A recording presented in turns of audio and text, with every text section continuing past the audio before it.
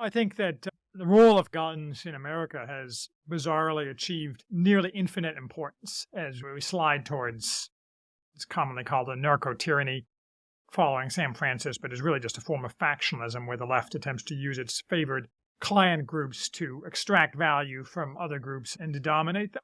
That is, if the average normal person in America is in desperate need of guns simply to protect himself from the predations of the government, which we'll get to in a second, but more importantly, the predations of people who are enabled by the government in order to harm them. You saw this, obviously, in the Floyd riots. I always make the point, though, that the Floyd riots aren't a great example because the Floyd riots only took place and people were only attacked, with rare exceptions, in areas where people didn't have guns, or if they did have guns, the prosecutors would go after them. In my area, for example, there were no Floyd riots because people would just get mowed down in the streets and the prosecutor would laugh. And so nobody bothered. But the reason guns are important is because that cannot be counted on in the next iteration of the Floyd riots, which is inevitable. And I've said this before, but I went to law school in Chicago. So I have all these lawyer friends. I worked in Chicago for several years as a lawyer. I have all these shit-lit lawyer friends who live in the suburbs of Chicago and don't like guns. And to a man and a woman, they've all gone out and bought a gun since the Floyd riots. It's totally bizarre to me to see these like middle-aged Jewish lawyers who are my close friends who like for years I've told them, hey man, you should get a gun. And they like roll their eyes. And here they are getting a gun and a concealed carry permit. So I think that guns are crucially important for the immediate future in America. And I suspect you agree with me, but I'd be interested in what you think. And of course, they're crucially important for the same reason that the Second Amendment was put into place, which is to ultimately, if necessary, to enable us to resist the government, which under the right leadership would be trivially easy given the relative weakness of the government and the huge amounts of guns in private ownership. You always hear the statistic 300 million guns in private ownership, but I've been hearing that same number.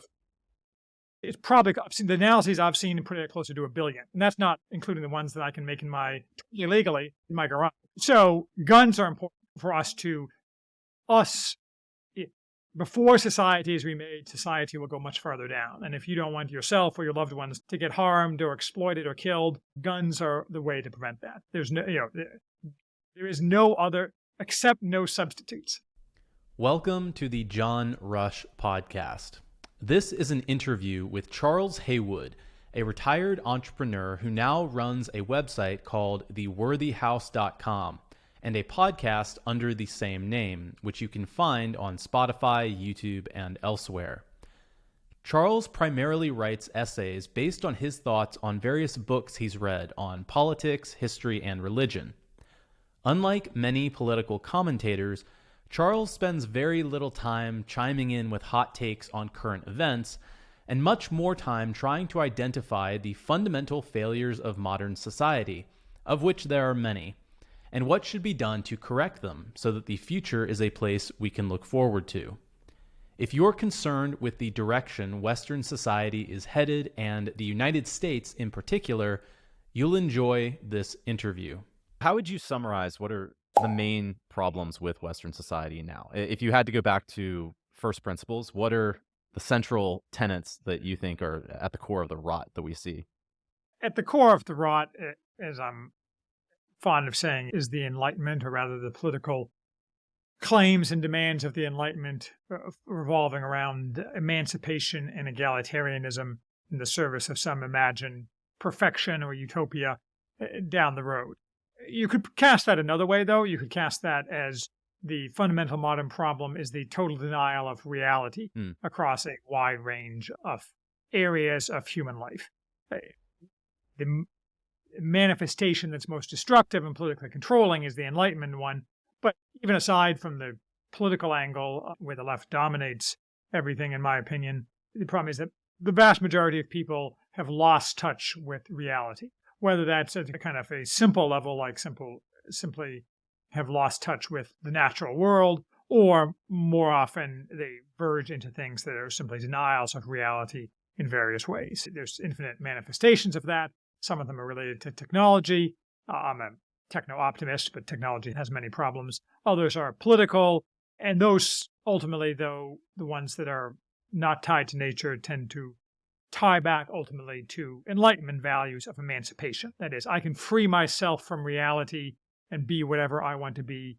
I can have autonomic individualism of infinite scope, and that will never cause me any problems or society any problems. And we see all around us the opposite is true. Some examples of that in a concrete sense. When somebody hears that it's a denial of reality, they'll think, well, I look around and everything seems to be functioning relatively well. If there was this mass Jim Jones style denial of reality, wouldn't that be causing a lot of problems for society? I think that I'm not sure Jim Jones did deny reality. I think Jim Jones was utopian. I think Jim Jones got reality good and hard along with all of his followers. So perhaps that's not necessarily the greatest counterexample.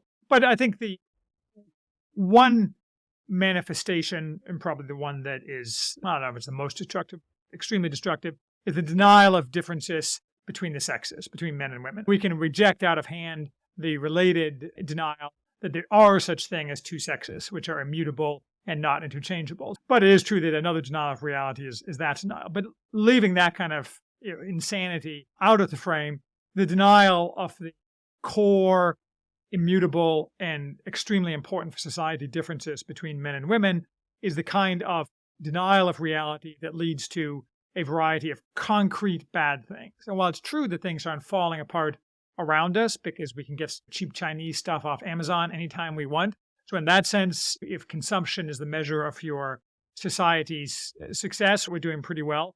But first of all, that's going to come to an end, probably sooner rather than later. Even aside from that, it's not the measure of success. The measure of a society's success you can look at in different ways, but certainly one is reproducing itself. And when you're a society that's ruined the relations between men and women such that essentially the entire world is about to have a demographic crash, that's kind of the very definition of doing a poor job of running your society. And that stems from the denial of the reality of men and women being right. And of course, I'm sure many people would deny that as a problem as well, right? Especially when you start looping in environmentalism and the movement behind that. When if you see humans as this pest, essentially, that is spoiling the planet, then that makes sense. You would want that. But before we get into that, I do want to touch on that later.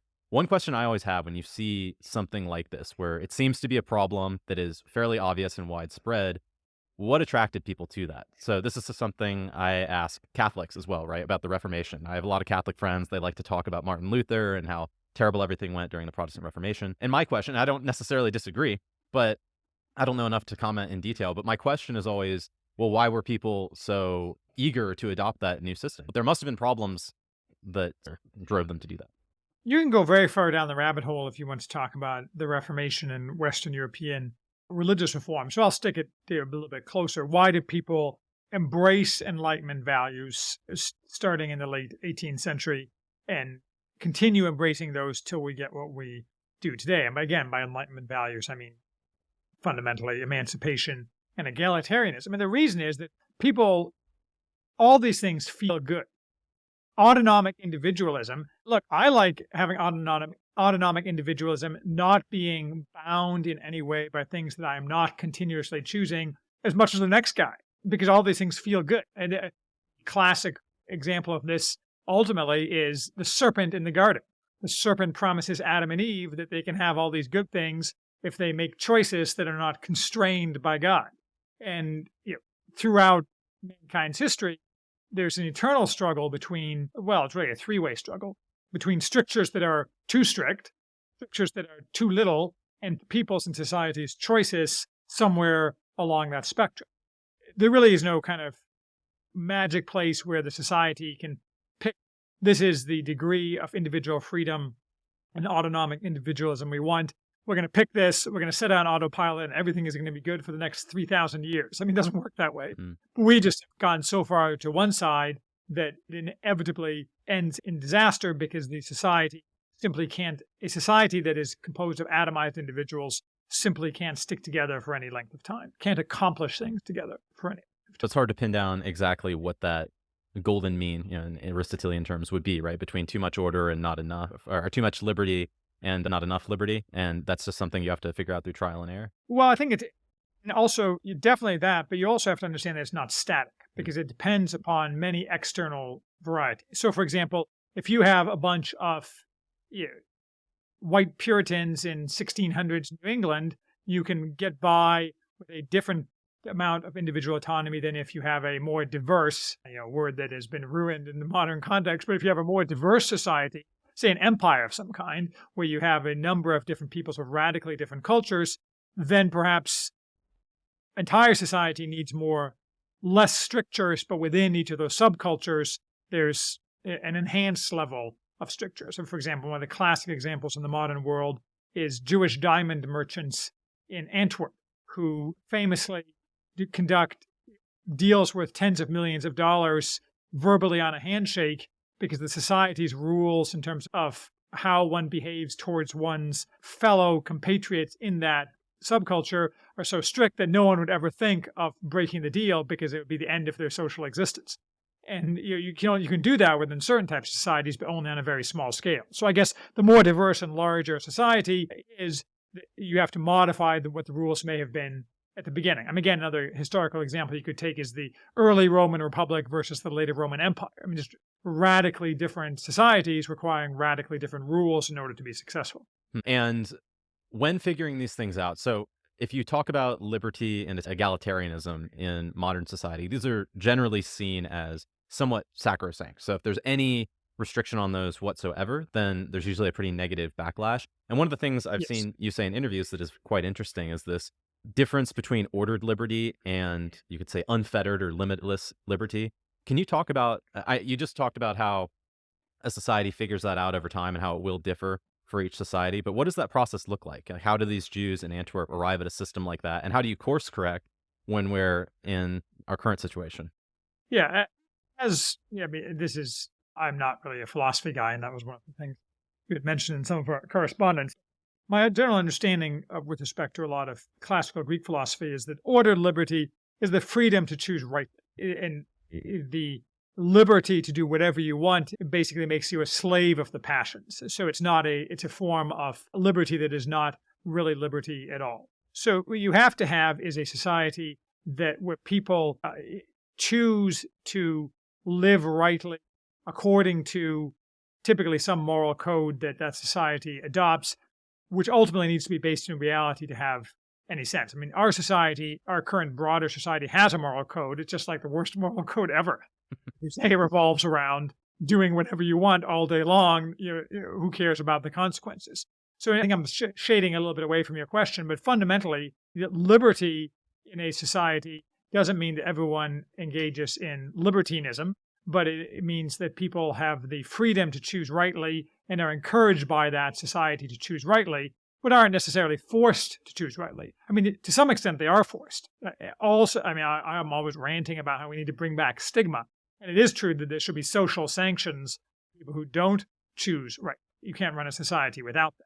But liberty, free men should be allowed to choose within the ambit of society's restrictions like that, the way that they choose to live. It seems one question I often ask myself about, say, drug use, which is something I don't partake in, I'm not particularly enthusiastic about, but it also seems like in the United States, we have very strict legal policies around this. And this is something Solzhenitsyn warned about in his Harvard address, that in America, we're extremely legalistic about many of these things that would normally be enforced through, as you said, stigma. It seems like as you degrade stigma and these traditional ways of organizing society, you almost have to start introducing greater legal controls on some of these things. Otherwise, things would literally just go to hell. Does that make sense? Absolutely. It's cousin to the point that people have made. Robert Nisbet made it in The Quest for Community in the 1940s, even, that as intermediary institutions disappear that give people meaning but also impose strictures on them, people will, over time, increasingly turn to the state to provide meaning as well as sustenance and so on. And the same thing is true here, that if people won't self-control, ultimately you have to go to the state to issue legal sanction. Drugs are a good example because, as we see, it's a poor substitute for people self-controlling their desires and not engaging in various forms of drug abuse. That's true for what are typically considered mild drugs, such as marijuana, and it's obviously true for harder drugs. What we have, of course, is a total disaster.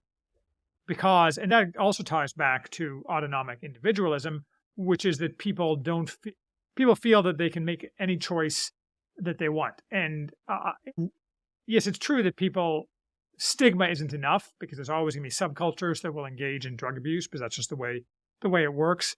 But you need to have something that's not government advertising campaigns that encourages people not to take drugs. You also, at the other side, you have to have a positive vision. That is, you have to provide people meaning. I mean, there's a reason why the areas of America that are most hit by the opioid epidemic are those areas, because they're areas where young people in particular, but everybody, can't get jobs, don't have any meaning, all the families are broken, et cetera, et cetera. And while I'm all for, Trump seems to be riding the let's kill the Mexican drug dealers train. I mean, I'm all for killing people, but that itself is inadequate. Yeah. People have to have a reason not to take drugs, both positive and negative. Positive meaning the good things in my life are sufficient and I don't need to escape my reality by taking opioids. And negative, if I do take opioids, grandma's going to beat me with a stick and that's going to be embarrassing at Thanksgiving. So you need both of those things in order to correct for drugs. Government rules and government advertising campaigns are always going to be inadequate. Right. One difference between, another philosopher that you've written about, or philosopher and politician, this Polish man named Zard Legutko, he's a member of the EU Parliament. And I remember you said that his book, I think it was The Demon in Democracy, was an excellent summation of many of the problems that you see in Western liberal democracy. And one thing that seems like a lot of overlap, I haven't read his book, so that's on my reading list, but maybe he goes... Short. It's like 150 pages, so it's easy. Okay, yeah, that'll be prioritized. I'm going through Mere Christianity by C.S. Lewis, so I'm on a short book kick right now. That's all.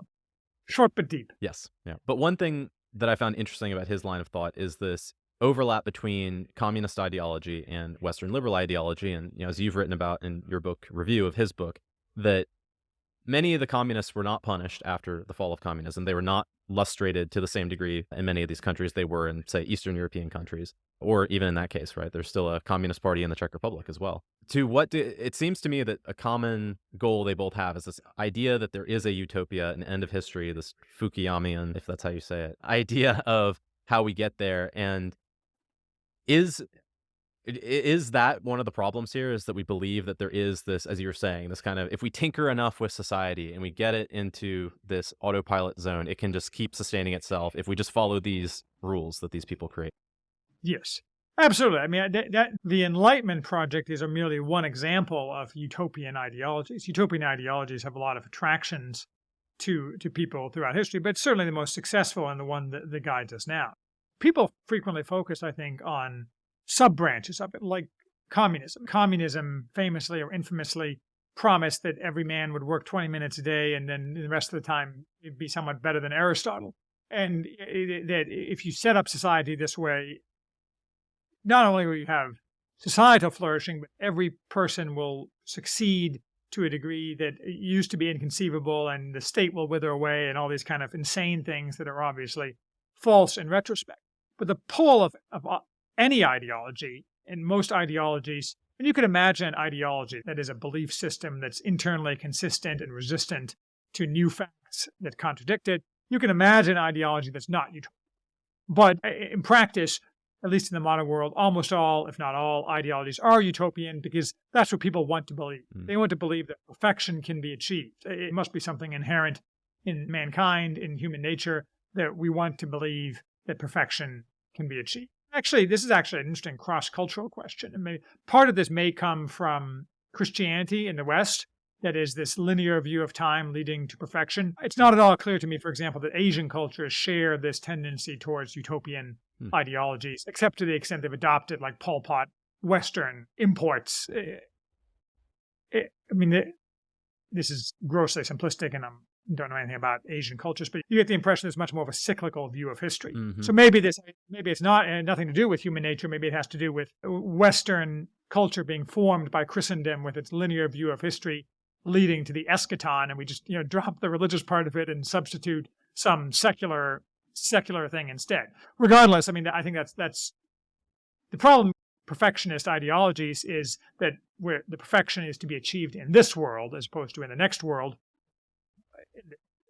Religious ideologies suffer from this sometimes too, but secular ideologies always do, is that no sacrifice, particularly of other people, is too great to be made in order to achieve that perfection. Because if you're standing in the way of this perfection, then obviously it's not just the people today you're preventing from being happy, but all the generations yet unborn. And so then you end up in Pol Pot land, or the place where no doubt the current American left would like to see a bunch of us. That's one of the most horrifying things about communism that does seem very different than most of the other extremely violent, bloody ideologies that have taken over, is that when they got in charge, it was directed against everybody, like every member of society, high and low. Whereas if you look at, say, I know you're familiar with medieval history and some Roman history as well, as if you look at, say, the year of the six emperors, I think it was, in Rome, a lot of politicians died and probably a lot of soldiers died in these fighting. But for the average person, it wasn't so bad generally. I think you wrote about this in the War of the Roses too, where usually the upper class, the people who were making most of the decisions,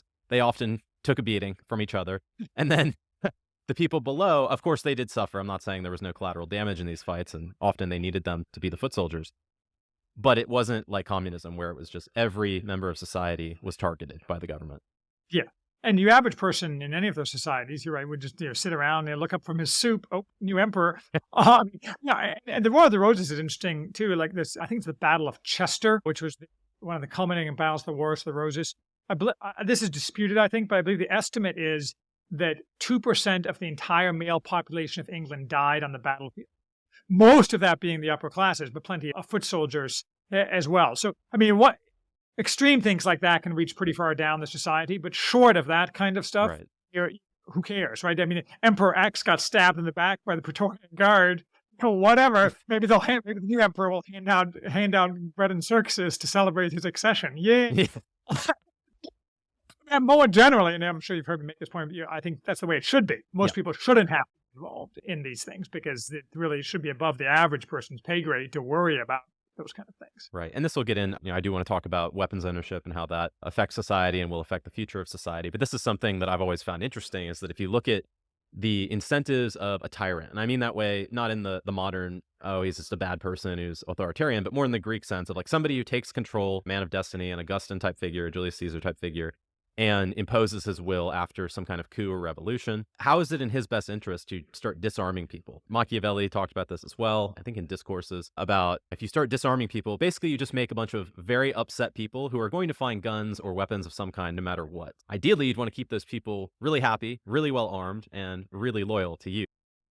Yeah, I think that's true. And one of my Caesar pieces, I wrote about that. I mean, my expectation is that a Caesar would want to disarm large segments of the American population. I'm all for, both philosophically and practically, mass weapons ownership, but that's a historical anomaly. Yes. On the other hand, it's also true that it's a historical anomaly that in the lands that are currently America is extremely deeply embedded, particularly among the kind of people who would likely come to the fore in any kind of Caesar accession. And while obviously it's not by any means perfect, it's easier and easier to make fire. Yes. Simply by yourself. I mean, I own, for example, a metal mill and an engine lathe, and I don't do it because I'm a legal stickler, but I could churn out silencers and R15 lowers by the dozen, no problem, out of boxes.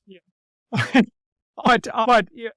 I don't know what that would look like, trying to disarm the American population, in the same way that we don't know what it looked like. The President Biden was trying to grab all the guns. Yeah. Hard to say. From the stats I've seen, I think it was either only a third of the people in Australia when they did their big gun buyback program, or a third gave their guns back. It was either one of those things, 1/3 or 2/3, which is a lot of guns. I mean, it's probably mostly people outside the cities, but I would assume, my prediction would be in the United States, if they tried to do some gun confiscation, gun buyback, whatever they want to call it, it would be a lot of people in the cities. There are people who would give up their guns. People who don't really care about them, first of all. Those are the areas that people like you and I don't live in and are probably going to have their own problems. Yeah, giving up those guns is probably going to be a mistake. And then the people who live outside the cities, I mean, good luck with that. Good luck going into Appalachia. Good luck going to Wichita Falls, Texas. Yeah. Well, Australia is a good example, right? Because people didn't really turn their guns, and I'm married to an Australian, and Americans don't understand Australians at all. The Australians are, and you saw this in the COVIDs and the Wuhan plague, are just the grossest sheeple on the planet. This idea of like the rugged Australian individualist is long dead, and Crocodile Dundee is a movie character. So, I mean, philosophically, if the government attempted to ban guns, that would be perfectly, on a philosophical level, entire justification for a total overthrow of the government by violent force. But, whether we would see that, I can't say. I want to switch gears quickly, related topic, but the Founding Fathers, that's something I would say a lot of people would point to when you start going after liberal Enlightenment values. They would say, well, what about Thomas Jefferson? What about John Adams? What about George Washington? These were people who used these principles to inform much of their writing about the Revolution and the United States. So what would be the counter argument to that about the founding fathers of the United States and their adherence to these liberal values? Yeah, I mean, it's a great question, but I think it has a relatively simple answer, which is the 1770s were very early in the accession to power of Enlightenment thinking. And in America, they were put into place in a society that had a tremendous amount of seed corn, in the sense of a society of people who were constrained in various ways, who chose ordered liberty. But there's a lot of diversity even among those people in different places in the 13 colonies, but in general, a very fruitful area for any kind of political endeavor, simply because the people were virtuous in the old kind of political sense. Obviously, the counter example is the French Revolution, where you tried the same things and you got a much different set of results. But I don't think it's a knock on the founding fathers that they thought those ideas were appealing and could be implemented in a new political system, because they didn't have the historical perspective that we do, that you start down that road and pretty soon the trannies are mutilating your children.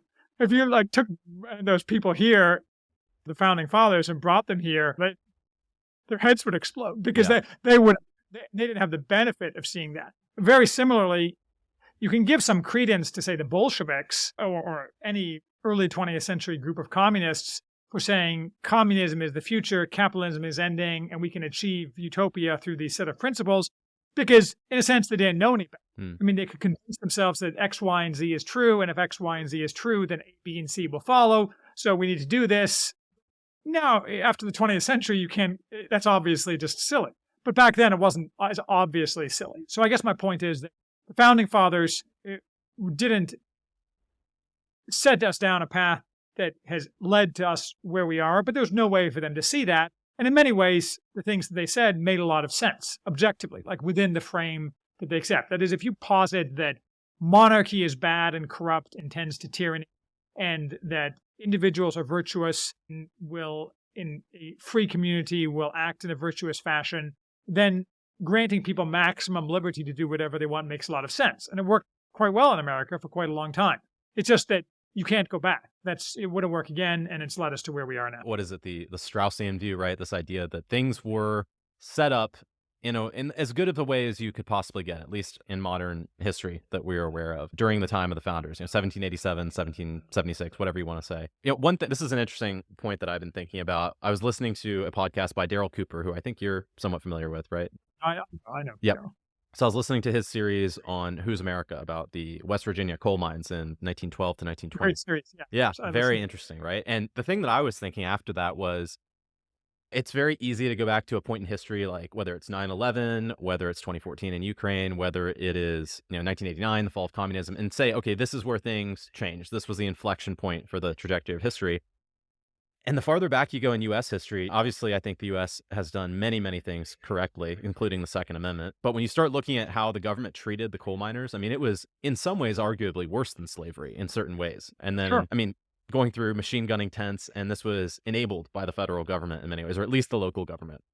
So it does. And then you look at something like the Whiskey Rebellion as well. So I guess what I'm trying to say here is, was there any hope for the United States to have some kind of system that didn't devolve into what we have now?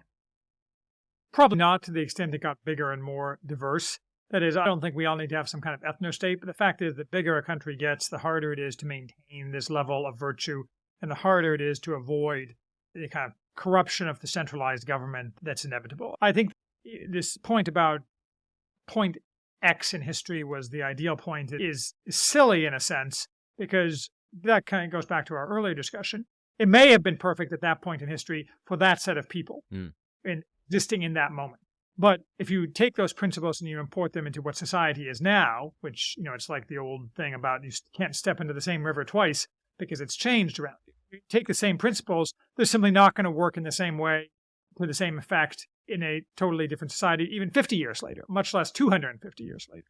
And so I think that, was there ever any chance for the United States? Well, yeah, I mean, it had its run, in the sense that there was a chance. It did well. It had its problems, like every society. Some of those problems were probably solved correctly, others not. Who's to say? But, it's over now. Yeah. And I think, is it a song called It's Over Now? But anyway, and that's okay. I accept that. It's just everyone else doesn't accept that. Yeah.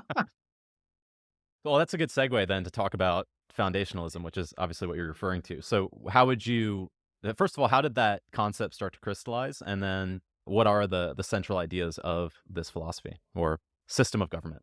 It's funny you should ask that about how did it start to crystallize, because I started writing book reviews, which of course are really not book reviews, but are me ranting, my thoughts, not my rants, my detailed thoughts masquerading as book reviews. But I actually started doing book reviews back in 2015, just as I've often said, to fix the books in my mind. And so if you trace the thing back to like 2017, 2018, I read a couple books on, first one I think was Mark Lilla. Mark Lilla is this kind of classical liberal guy who teaches, I think, at City University of New York or something, who wrote a book, The Reckless Mind, which profiles several visionary thinkers. And I started writing on what I call at this point reaction, with a capital R, kind of exploring some of these lines of thought, which really weren't familiar to me except kind of vaguely. And over time, just writing developed into, my goal is to provide what I think is a positive, applied political philosophy. By positive, I mean not just complaining all the damn time about how, and in particular, not complaining all the damn time and saying, if we went back to X date, that's what we need to do. Like a nostalgia, I'm violently anti-nostalgia. I think looking backward can inform you, but that's all it can do. Moving backward is, no historical example exists of people who have successfully moved backward, except in small micro communities that immediately go extinct. That's just a stupid way to be. So over time, this developed into an overall, and is now 12-point applied political philosophy, which I call foundationalism, which is actually not a name I came up with. One of my readers came up with it when I requested names, and so I'll go with that. Statue in the future. Well, it echoes a little bit Asimov's Foundation trilogy, which, and my number one pillar is space. So I have this techno-optimism angle, which people are, I think, somewhat less interested in sometimes than some of the political philosophy. And obviously, the foundations of reality are an important part of foundationalism. So you have kind of a dual thing there. So I have 12 points. Go ahead. Oh, yeah, I was just going to say, so with that first point of space I think in some ways it is almost more metaphorical. I don't think you're opposed to space travel, but correct me if I'm wrong, but my understanding is that is almost more of a representation that you do need some kind of external goal to strive for as a society, whether it's, taking over Spain if you're the Romans, or I would whatever. say metaphorical, because external goals in a fully explored globe don't have, there's not a lot of possible external goals other than space or digging into the ocean to find the alien civilizations there. I have a couple pieces in process. I have a follow-up piece on space responding to various criticisms and so on that have arisen partially to me but also to other people, like Malcolm Shiuni, who's this Swedish refugee Marxist guy that I'm friendly with on Twitter. He's kind of generically in the dissident right sphere or overlaps with it. He's always ridiculing people who think we should go to space, but he's like, dude, Antarctica is available now, and no one's going there to seize the day in Antarctica, and it has oxygen. Which is a fair. Yeah, I was going to say, that doesn't seem too wrong to me. If we were going to build some civilization like that, I remember I used to be interested in, vaguely, I read a few articles about seasteading. That seemed like an interesting idea. Things like that. Something that seasteading is also a good example, right? Because that's gone nowhere. Yes, so true. Seasteading isn't that hard. I think there was a guy, they had some abandoned oil rigs and so on. Yeah, the governments are generically hostile to it, but not hostile enough to make it impossible. They're only truly hostile if you use your seasteading to drugs and weapons. Act as a plot labs. Right. So I think that would imply that I am a bit more receptive to the idea if it is a metaphor than I might have been a couple of years ago, because like I'm saying, societies don't stay static. Certainly my views have changed, at least subtly, over time. So regardless of whether it's metaphorical or to what degree it's metaphorical, certainly a society needs binding external goal of some kind in order to truly successful. That is, most societies in human history aren't truly successful in any meaningful sense of the term. The classic example of this, of course, is various Chinese civilizations, which go round and round and round area that is more or less China, and nothing ever happens, Mm. basically. I mean, yeah, you have some wars, and then you have some people killed, and, then you have a new person. But the only society that's ever been truly successful in the past 2,000 years is Western society. There was a book I read, The Gunpowder Age, by, what was the guy's name? Andre, an Italian guy. And it tells the story about, it's meant to say how the Chinese invented gunpowder and did all sorts of stuff with it. But the story it actually tells is that the Chinese invented gunpowder, and they didn't just use it for fireworks. They used it for very crude hand cannons and some other stuff like that. And then the Westerners came along, and in 20 years, they were building like 30-foot-long forged steel cannons. To I mean, the real story is that the Westerners are the only people who are truly successful, if you define being able to kill people more effectively as being truly successful.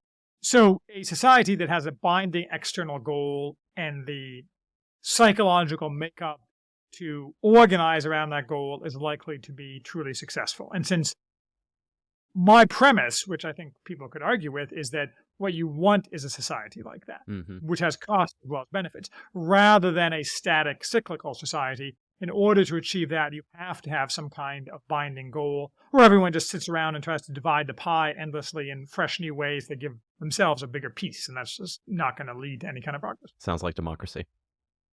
Yeah. Exactly. So we are. Yeah, exactly. So one of the things you talk about a lot is this idea of a natural aristocracy. I think maybe you got it from E. Gossett or somewhere else. I know Jefferson and Adams wrote about this. Yeah. So Aristotle in Nicomachean Ethics, he has this definition of virtue that is interesting, and I want to get your thoughts on it, put it that way. So I'll just read the quote. So virtue then is a state of character concerned with choice, lying in a mean, i.e., the mean relative to us, this being determined by reason, and by that reason by which the man of practical wisdom would determine it. So he elaborates a little bit, and basically the way I read it is that the way you arrive at the definition of virtue, if you're trying to figure out what virtue is to look at reasonable, wise men. How do they act? What do they tell you should do? And then do that. What are your thoughts on that? Because on the one hand, I get it, and especially in a society in which Aristotle lived, and on the other hand, I could see that going very wrong nowadays. Well, nowadays it definitely go very wrong. Is the assumption there, as you say, is a mean, to use Aristotle's word, by which you can act as reference. And now our mean is, Kamala Harris and that tranny that they keep parading around, Mulvaney.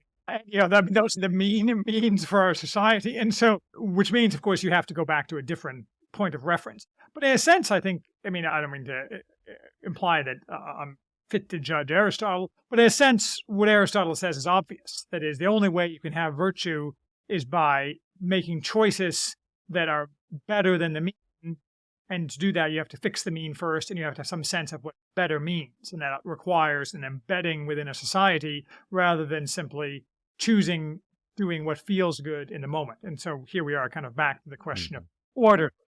It's just a question of how one determines what ordered liberty is, what the right choices are. And every society has a somewhat different answer to that. If you're C.S. Lewis, you argue, back to mere Christianity, if you're C.S. Lewis, you argue that it's written on every human heart what the good choices are. I'm not so sure about that. I think his idea of that everybody really knows what's right is at best somewhat ahistorical. I think societies that have been very successful and very moral within their frame would totally reject it. I mean, not just like the Romans, but say the Vikings. I mean, the Vikings, very coherent internal set of beliefs, which to us, we amuse ourselves by watching shows where we see the Vikings beating up on people and so on. But the internal moral code was completely alien to us. Right. I mean, just bizarrely completely alien to us. Yet they were clearly choosing ordered liberty within their frame and virtue. It's different. It's just alien to us, or not completely alien, but the Venn diagram of Viking morality, virtuous. The Venn diagram of C.S. Lewis's morality and Viking morality. Ragnar Lothbrok. It's pretty small. Yeah. Oh, go ahead. I endorse Aristotle's statement, but it's not self-executing. Right. Yeah, that makes sense. And so what role does religion play in enforcing morality and virtue in society? This is obviously something that you could debate all day, but it does seem like an important question. I think in almost all societies, it plays a extremely significant and usually the most significant role, even if at one step removed. That is, maybe the case that in the average person's choices, it matters more what his family group or kin group or friend group thinks of his choices. But those choices, what they think of what you do, is in almost all societies ultimately informed by some set of religious beliefs. Even if people don't hold those religious beliefs devoutly, it's still formed by that religion. I mean, this has been true, for example, of Christianity. I mean, famously throughout Europe, all through the Middle Ages, much of the peasantry was dubiously Christian. That is, they would go to church and so on, but there's endless laments from the church hierarchy that basically the peasants are uneducated, half pagan, and just generally, not fit Christians. But they still, largely they operated within a Christian moral frame, even if they weren't very good on the doctrine of things. I don't know if they prayed to saints for magic cures or what have you. I mean, combining at the extreme syncretic religions that you saw that on the edges of Europe, where like in Lithuania or what have you, where Christianity came relatively late. But to me, history is somewhat less interesting. I mean, it's very interesting, but like, what does religion imply for our future? And I think that this is a very important question in the sense that to the extent we are going to have any kind of, I don't want to say societal renewal, because I think our society is over, but some successor society out of this society that has lines of continuity back to the old society, I think there's essentially zero chance that can happen without some kind of fairly extreme religious revival or reawakening. In the West, I mean, I would prefer that be Christianity, and I think Christianity is the most likely candidate, and because that's historically been the backbone of Western civilization, at least for 2,000 years. But you can imagine it not. I mean, it's not going to be Islam. I mean, Churchill's words about Islam and its enervating effect on societies are entirely accurate, but maybe it'll be Mormonism, something that's slightly askew from, I mean, technically Mormons aren't Christians, but they don't believe in the Trinity. But, they definitely have Christian elements. So you could imagine some kind of new religion sweeping the land kind of thing, or you could imagine a throwback to some kind of rigorous form of Christianity. But until people, this goes back to your question, people need to change their ways, right? We as a society need to change their ways. I mean, you and I, the beneficiaries of a lot of freedom, and we've made something of our lives in the sense that presumably neither of us leads hugely disordered lives, and we're not going to, reach for our fentanyl vial after we're done with this interview or something. Not after. Where it's like Elon Musk, smoking weed with Joe Rogan. But in order for the society to adopt a new way of thinking, the only real way for that to happen in practice, for people to make that choice that I am now going to change my life and adopt a new way of thinking, is for people to individually choose to adopt a rigorous religious outlook, and for everyone around them to choose that as well in order to make them maintain that choice. Because otherwise, you kind of end up in this pool of nothingness and chaos. Right. What do you make of Jordan Peterson's idea of utilitarian Christianity? I don't think he has called it that, but that's my interpretation of it. Is I haven't followed his work in the last few years, but I remember he's been notoriously reluctant to answer the question of how far his faith goes with Christianity. And I like him overall, by the way. So before anybody gets upset about that, I think he is a net positive, put it that way. But Yes. I do wonder, a question I would have for him is just pretending to believe in these tenets enough to really reorder society sufficiently? Or do you need to buy into I won't say spiritual because I know you don't like that word, but the more religious underpinnings of the Christian faith, like, the resurrection, all of this stuff? Do you need to have that undergirding the behaviors? I think, just thinking about it out loud, you can run a society which has religious trappings where most people don't really believe devoutly in the religious beliefs, but they order their lives as if they did because that's the societal expectation. That can be a successful society, but you can't move from here to there on that basis. That is, you have to start at the higher level where everyone's devout and cares deeply, and then you kind of go down an energy state where the society is still run on those bases, but maybe people aren't as devout as they were, and then eventually you devolve lower than that. But there's no path from where we are now with our completely atomized, non-religious society where people who claim to be religious aren't for the most part, religious at all. There are mega church people who believe in moralistic, therapeutic deism. There's no point where that society says, we don't really believe in Christianity, but Jordan Peterson is right. We need to act as if we believe in Christianity. I mean, that's just not a winning strategy. Yeah, but it seems better than the alternative. Right, but it will only ever be adopted on a micro level. Yes. By people. So, or even Jordan Peterson is very influential. I think he's somewhat less influential than he used to be because one of my criticisms of Peterson lately is that since he returned to public life, he does not direct any messages at young men directly at all. And that's why he's no longer attacked, because he no longer is a menace to the system, because young white men are the most oppressed group in America. And he was dangerous because he was giving them a consciousness. Now he's completely dropped that in favor of what I would call more generic self-help philosophy. And I went to see him speak last year, and I was sorely disappointed for a variety of reasons. Among them, that his daughter was clearly running the show, and his daughter is very defective in a variety of ways. But I think people who follow Jordan Peterson may adopt utilitarian Christianity in order to maximize their life goals and life returns.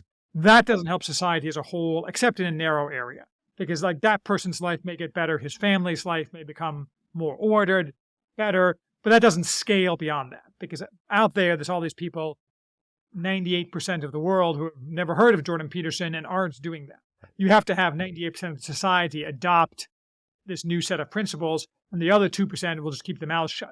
And right now we have He may disagree with you on the point about not being controversial enough. His last I saw a brouhaha on Twitter about him going after trannies pretty hard. Well, I'm off Twitter for Lent, and so I feel for Orthodox Lent, since which is a week, Orthodox Easter is a week later, and so I've been off Twitter for 3 weeks now, and I've been missing a lot of stuff, but I feel cleansed. So I don't have to listen. I heard there was this whole controversy about Jordan Peterson posting some weird ass video, and I was not exposed to this. Yeah, I don't spend much time on it, but it was. I rely on my friends to send me links from Twitter, and then I'll open them up and check them, and this made it through the filter. So okay, well, I try to stay even away from the links, though.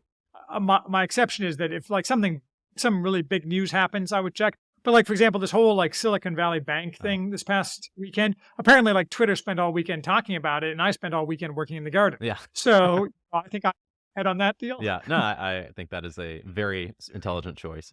So that actually leads me to this point about individual self-gain being a motivation for religious belief, and also Stoicism. So I've read a decent amount about Stoicism. I wouldn't call myself an expert, but what are your thoughts on this? Because it seems to me if we go back to our Venn diagram, there is a lot of overlap between that and something like therapeutic, moralistic deism. And I'm curious what your thoughts are on this, because it's become very popular, and it's almost the way people talk about it, it is as if it were a religion. I practice Stoicism. I am a practicing Stoic.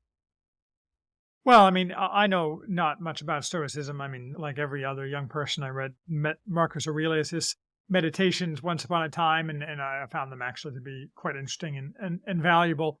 Beyond that, kind of what classical Stoicism consists of and what that relates to today's Stoicism, I couldn't say. I don't think that's bad, but I don't think it's meaningful, because it's basically this thing as utilitarian Christianity.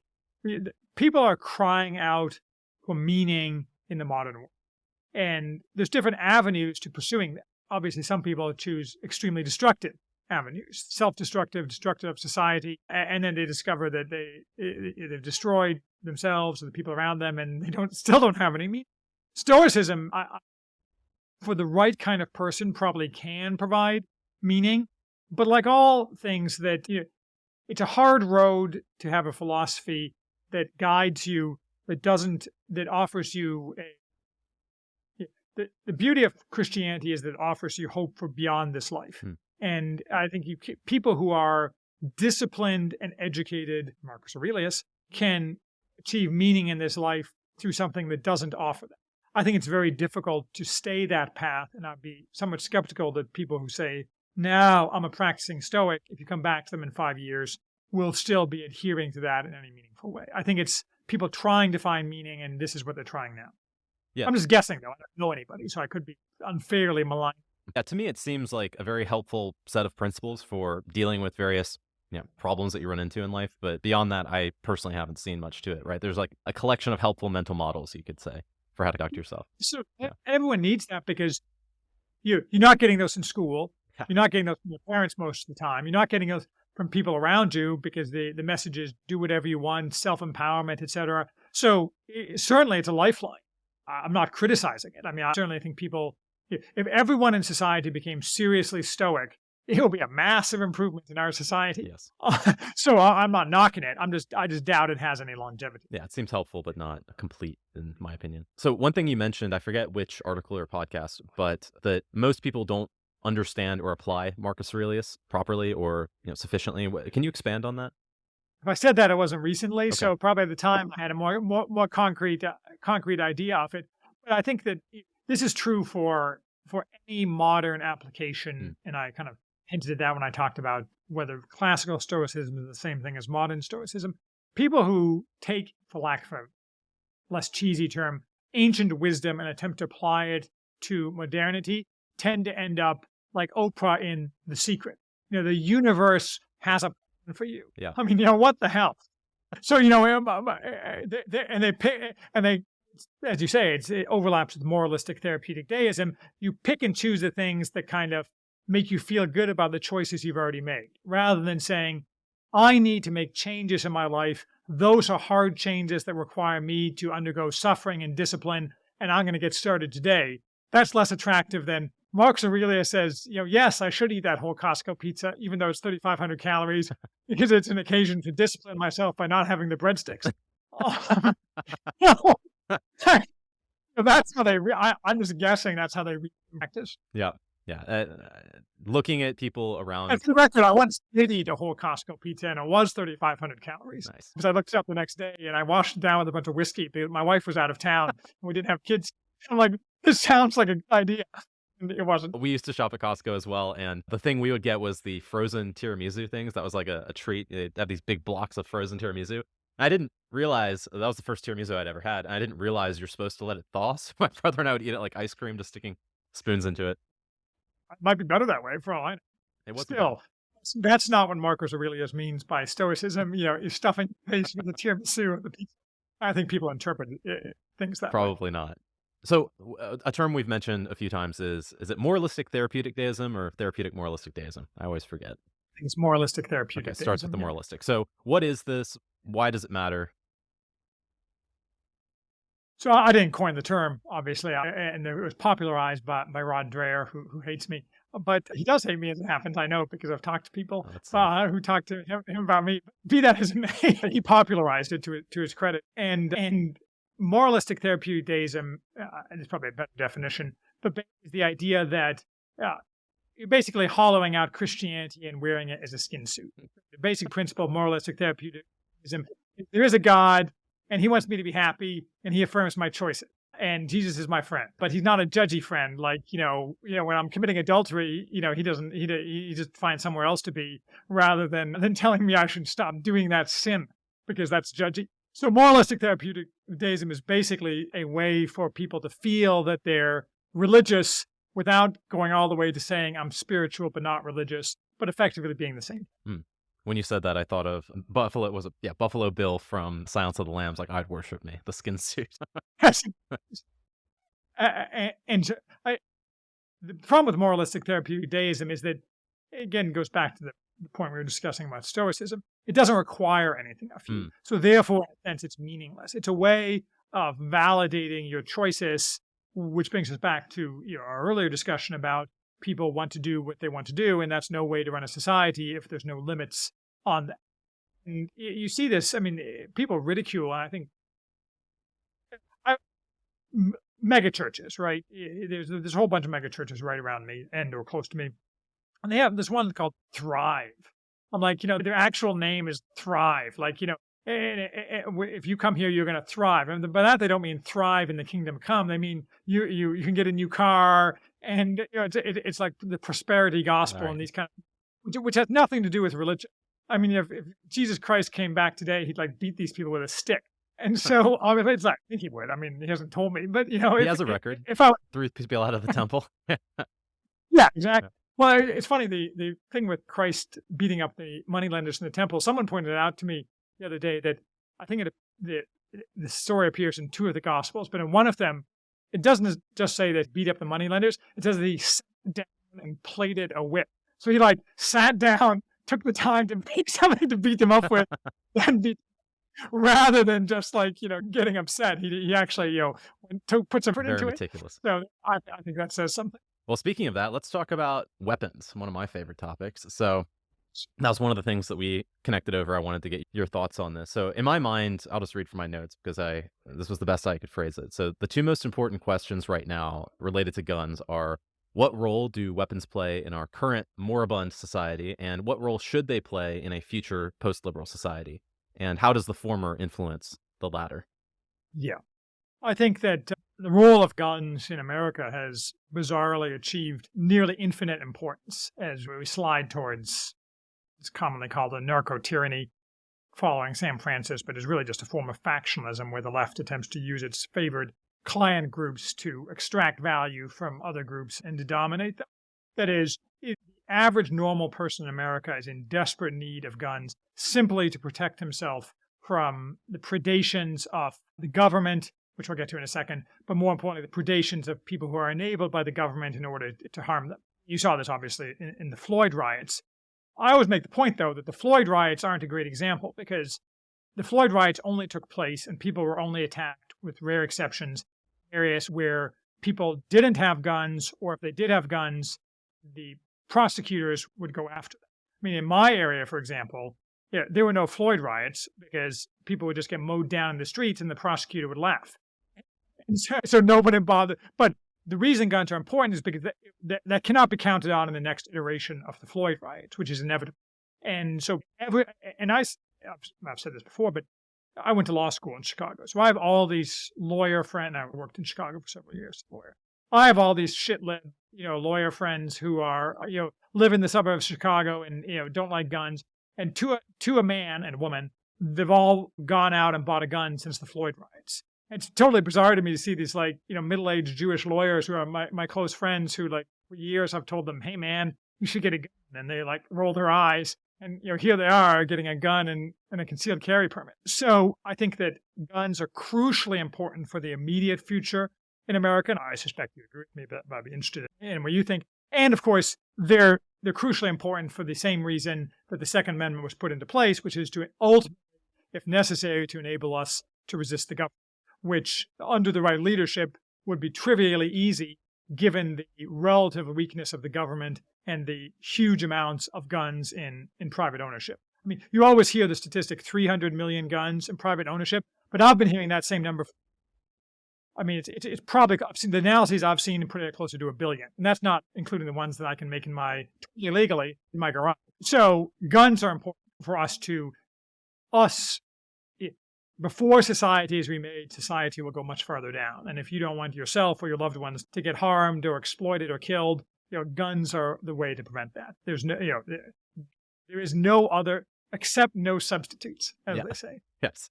Yeah. Yeah. I mean, the first counter argument that people usually make against the idea that gun ownership will do anything, I think Joe Biden actually made this point not too long ago about F-15s, right? Like, well, you can't take on the government. We've got F-15s, something like that. Fair enough. There's no question at this point that the U.S. military is the most, at least technologically, the most well-equipped military the planet has ever seen, right? If you get the right people. One drone. Oh, what's that? Sorry? One drone since yesterday, but. Well, that's fine. We'll make some more. Go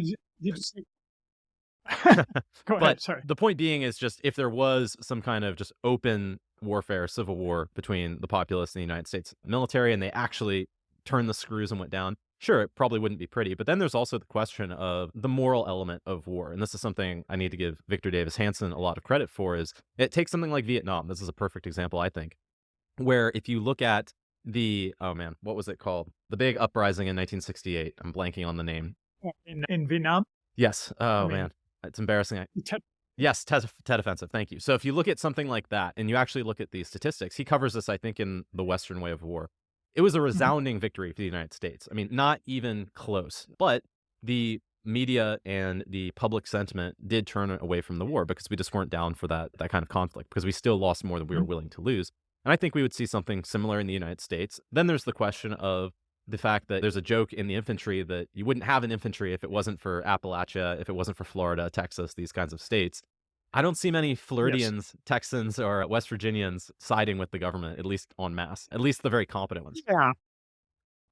I mean, I'm not a military expert, but it's well known, not just what you say, but the number of people, of men in the military who are actually capable of sustained fighting in the sense of training and so on, isn't that many. Yes. And, they're scattered all over the world. And if you brought them all back to America, they could cover half a small state, basically. I mean, the military has a bunch of, and you have contractors and so on, but the military has a bunch of people who are, on the books, but, are not really capable of urban operations or rural operations against Americans, and especially against Americans, many of whom have served in the military and are armed to the teeth. And that's going to be a very disproportionate battle if you send out the fat supply chain National Guardsmen to some guy who's 35, angry at the world, and served over. Right. It just I spend no time worrying about the government, like the F-16's problem.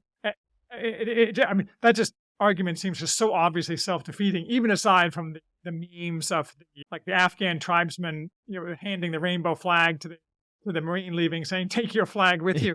I mean, whether or not I'll come to that, I can't say, but the idea that the United States government is going to become a military tyranny with its boot on our neck, like some kind of, good luck. It just seems obviously. But what makes it silly is the fact that there's all these guns. Yes. Yeah. It's something, so I talk to Europeans a lot, and it's something they really can't wrap their head around. As you said, I think the official number now, if I'm correct, is somewhere north of 400 million guns in the U.S., which already, if you just take that at face value, it's about 1.5, 1.3 guns per person in the United States. Yeah. And as you said, it's way more than that, especially if you look at all the unregistered guns over time, which there are a lot of, thankfully.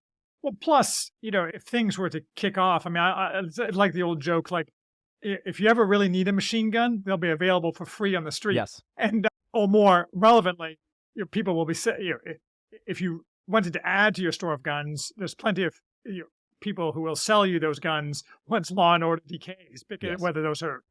And I mean, the point of having light arms isn't just that you use them like the Afghans. You can use them to acquire heavier arms. Yes, very much. I mean, I wouldn't know what to do with a shoulder-launched missile, but there are people who do, who have ways of getting those things very rapidly, because that's just the way the world works. I mean, you see this in the Bosnian War, for example. Once you start flooding the area with heavier weapons, and by heavier, I don't mean main battle tanks, but mortars, shoulder-launched rockets, and so on. Those things have a way of flowing to the people with the cash and the need. It just works. I mean, just does. Yes, definitely.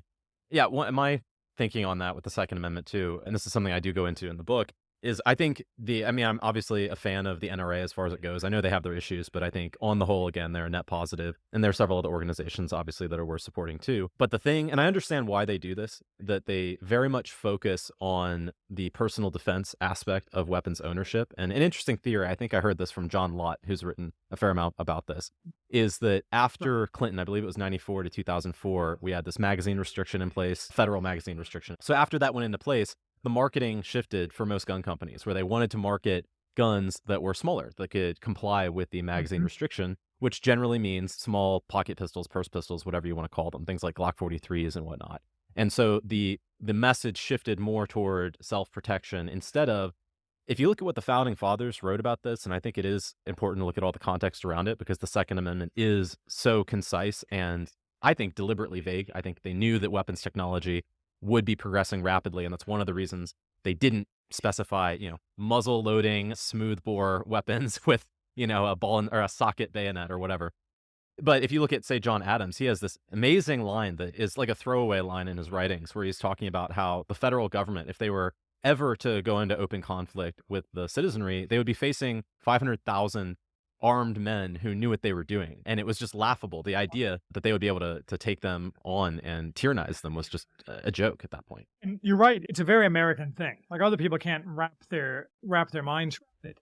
I think that in a future society, to answer the back half of your question, I think that would continue to be important. Yes. That is, I think that any person or group who is establishing a new society would, because everybody likes to have control. I mean, having like George Washington again, and obviously George Washington put down the Whiskey Rebellion and so on. So it wasn't like George Washington was like, let's have a revolution forever. But like having extremely virtuous men running a new society isn't exactly the historical norm. Yes. So the chances that the new rulers wouldn't be all that virtuous, might be terrible for all I know, and would desire to clamp down on weapons is pretty high. That strikes me as bad. The solution to that is probably to have smaller states rather than a smaller country rather than a bigger country. So you have a higher level of trust in a smaller country, and weapons are an element of that trust. I don't know what that would hold for the future, but I would be disappointed in the future if that were to happen, because I think an armed society is a polite society. Yes. And that's Heinlein's statement. And people misunderstand that. It's not a polite society because people are afraid that if they say the wrong thing, they're going to get shot.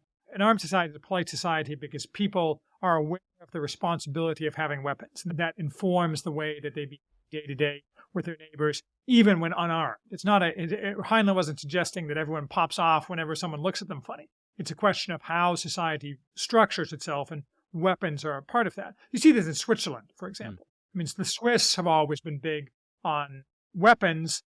It's pitched typically as and nowadays the Swiss government, as it decays, it tries to restrict weapons and claim that the only rationale for it is so that people can bring their weapons to rally points with these nation calls them into the formal military. But that's, of course, not the Swiss reality of history.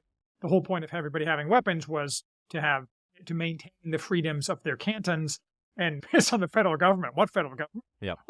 So that's the kind of society that I think would be ideal. I mean, whether that could be implemented in some future variation of the United States is a different. The thing that I think is very different about the Second Amendment versus past views on weapons ownership, I don't know if this is entirely good or bad. There are arguments against it. But in the past, at least if you look at England and even Rome as well, arms ownership was generally considered more of a responsibility than a right. It wasn't, oh, you can't disarm me because I'm a loyal citizen. It was more the government was generally, especially in England, saying, we want you to practice with the longbow. We want you to have this spear in your house so you can join the Fyrd when we need you, or to impose law and order in your local society. It wasn't just Alfred the Great mustering everybody. It was a local matter too, like the hue and cry in small towns, that sort of thing. And I think the Founding Fathers, they carried on that tradition because to them, if you look at their writings, it was much more that the main goal was defense against the government messing around and things that shouldn't be. And then the fact that you could defend yourself was just incidental. It was considered obvious to them. No, that makes a lot of sense. I mean, I think that is very visionary. I would certainly hope that we as a society could maintain that, can and will maintain that vision. I think in the short term, though, the problems are unfortunately more immediate. That's probably a problem for future us. Yeah. Have you read, this is a cliched question, but have you read The Gulag Archipelago by Solzhenitsyn? Oh, yes. I mean, years ago, 30 years ago now, okay, because I'm old. But yes. So there's a passage in there. I was going to read some quotes from Machiavelli, which I think are relevant too, but it basically saying when you disarm people, they get upset and it's just not going to go well for you. Even if you are being, and again, this is Machiavelli we're talking about. So this isn't a moralistic question for him. It's a practical one of, if you take guns away from these people, you're going to piss them off. It'd be much better to keep them happy and armed and on your side. But I think one of the best cases for private weapons ownership, especially vis-a-vis the government, is actually, I think it was in a footnote in the Gulag Archipelago. I had to go find it. But I'll read the full quote here if you bear with me. So, and how we burned in the camps later. So this is him writing about after he had already been gooned and taken into the gulag. And this was like a common conversation they would have inside these gulags. And how we burned in the camps later, thinking, what would things have been like if every security operative, when he went out at night to make an arrest, had been uncertain whether he would return alive and had to say goodbye to his family? Or if during periods of mass arrests, people had not simply sat there in their lairs, pawing with terror at every bang of the downstairs door and at every step on the staircase, but had understood that they had nothing left to lose and had boldly set up in the downstairs hall an ambush of half a dozen people with axes, hammers, pokers, or whatever else was at hand. After all, you knew ahead of time that those blue caps, the Cheka or the secret police, were out at night for no good purpose, and you could be sure ahead of time that you'd be cracking the skull of a cutthroat. Or what about the Black Maria, that's a car they would drive, sitting out there on the street with one lonely chauffeur? What if he had been driven off and its tires spiked? The organs would very quickly have suffered a shortage of officers and transport, and, notwithstanding all of Stalin's thirst, the cursed machine would have ground to a halt. So, I mean, I can't think of a better counter-argument than that. But here's my question to you. Historically, that never happens. Yeah. Why not? I mean, you see this even like a small scale. I explored this at one point when I was reading Robert Browning's Ordinary Men, which is about a Polish police unit which ended up massacring a lot of Jews in rural villages in Galicia. But why the explanation is why these men did that psychologically, because if you'd asked them pre-war, they would not have identified themselves as that kind of guy. But the question is like, why didn't any of these people fight back at all? And you see this all the time. Like you can line people up a machine gun and they won't. I mean, I find this to be very troubling. Why people don't do that? I wonder why it is. That's a good question. I don't have a simple answer. Do you think part of it might be that, say, the people, these NKVD coming to the home and knocking on the door, they have an ideology backing them, whereas and Solzhenitsyn referred to himself and many others as rabbits. They were just these kind of individuals shivering in the corner. Yeah. There wasn't a cohesive thing you could kind of pin your loyalty to. In itself doesn't strike me as enough. Like I think it's like something in human nature. You figure that something will always turn up.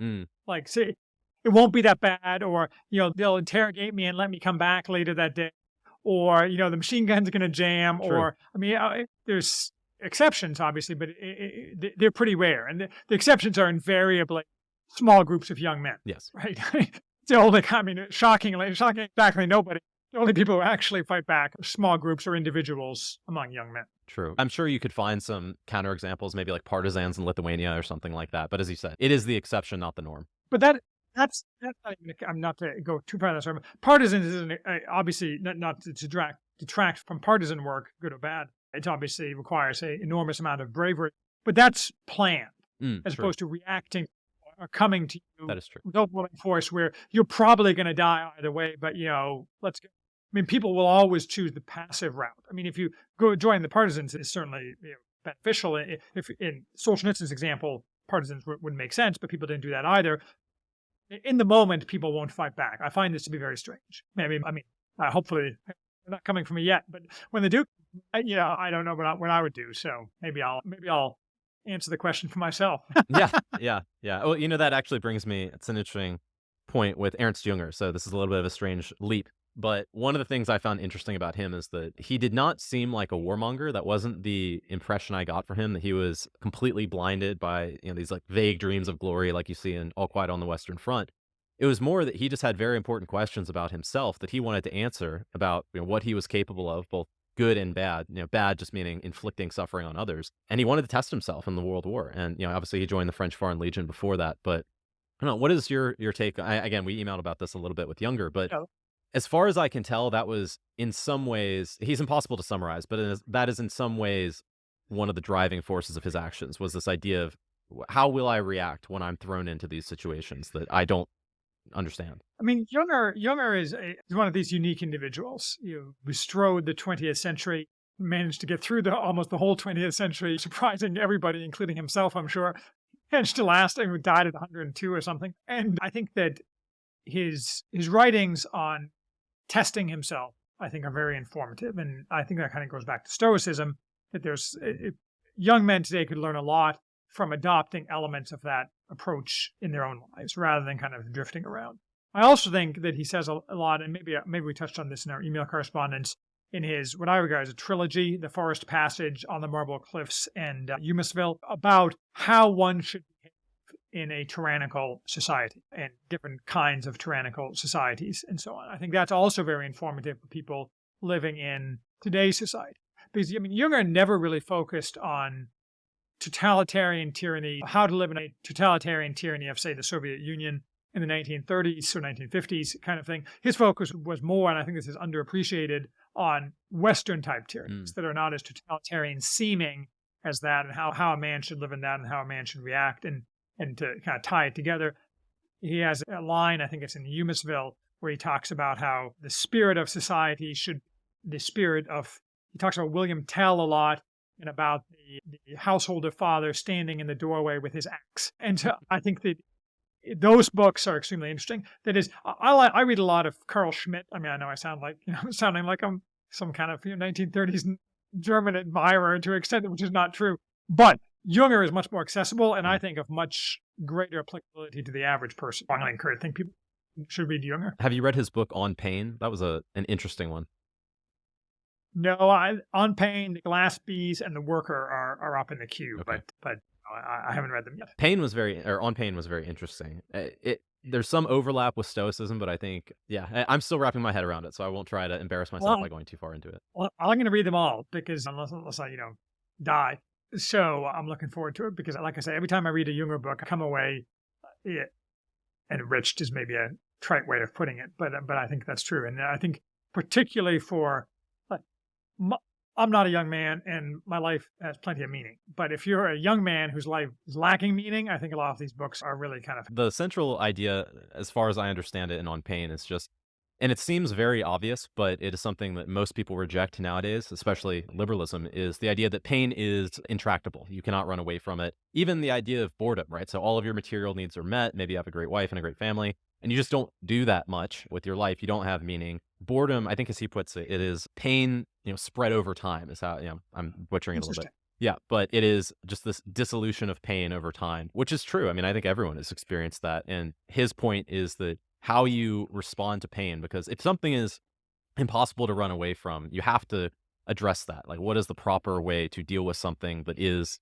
like that, like oxygen or food or sex or anything like that? And his solution was essentially, dealing with it to put it bluntly. I mean, really embracing it and trying to harness that and use it for something better. That's how I understand it. Is there a Stoicism overlap there? I think so, but the thing I have with Stoicism, maybe it's just a semantic issue, is Stoicism almost seems to me is too passive. It's too just accepting, oh, this is the way it is. All right, I'll bear this burden as best I can. Where he was much more, if he was a Stoic, this is how I think of it at least. If you read Storm of Steel and he was a Stoic, would he have gone voluntarily into enemy trenches at night just because of boredom? I think what he would have done is hunker down and say, all right, I'll do my duty and then get out of here. But he writes about like having a great time going into enemy trenches, having grenades thrown at him. He loved it. You should read Erwin Rommel. Before he became famous, wrote a book about his World War I experiences, which was a bestseller in Germany called Infantry Attacks. And he describes the same thing. Like I had the greatest time throwing grenades at people. It was so fun. Yeah. I'm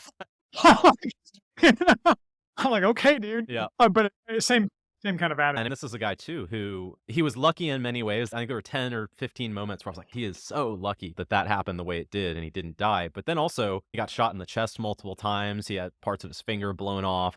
He almost bled to death at one point. He had to run through enemy lines to get back to his own lines when he was already shot in the chest and bleeding out.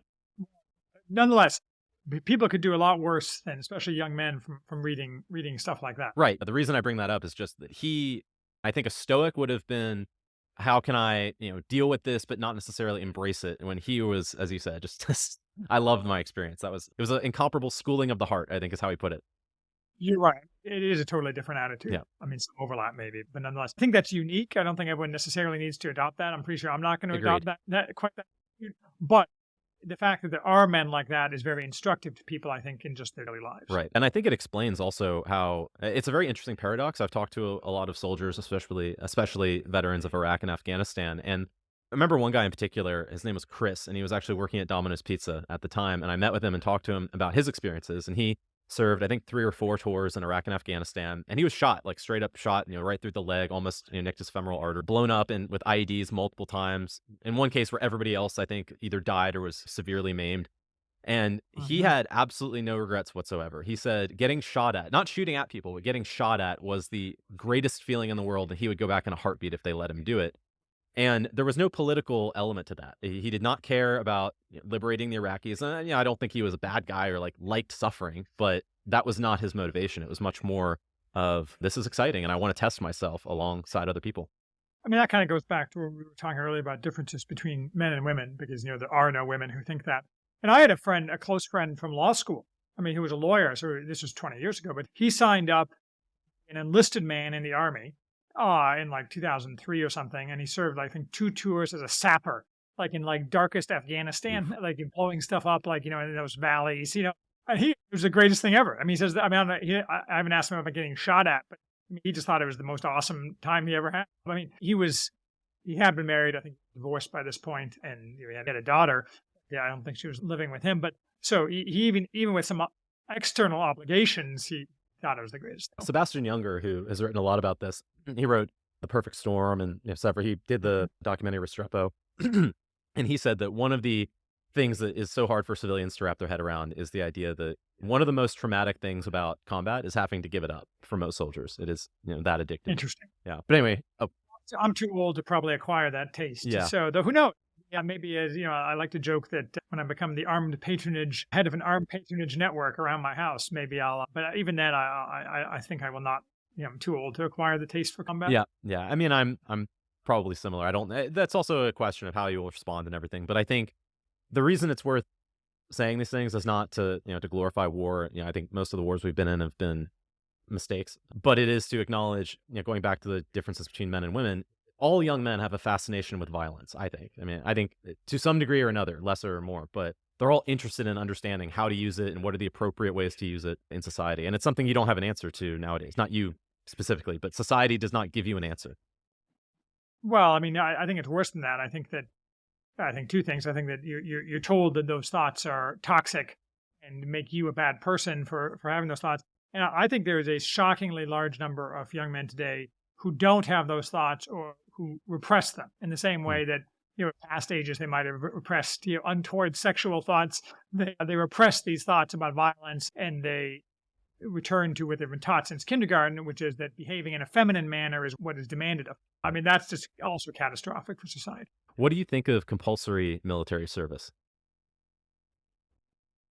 Like implementing that now or just in the abstract? Like now, it just served the regime. So I think that's not right terrible. now, not with our current society. I think you'd have to lower the standards so much it wouldn't even be worth it at this point. But I think in a smaller society that's not an empire that has a well-run government, there's something to be said for a modest amount of compulsory military service, both in terms of protecting the nation and in terms of doing something that's binds together the society. You see this, for example, in Israel. I'm hardly an expert on Israel, but it's no coincidence that the Israelis have to fight for their life all the time, and that they're even aside from the Orthodox, are the only westernized country that has a above replacement birth rate. And it's because they have a unifying goal, a sense of the future, or asabiya, as Ibn Khaldun would say, which is completely lacking in all other countries. And in part, only probably a small part, but a part of that is universal male military conscription. The Israelis also conscript women, and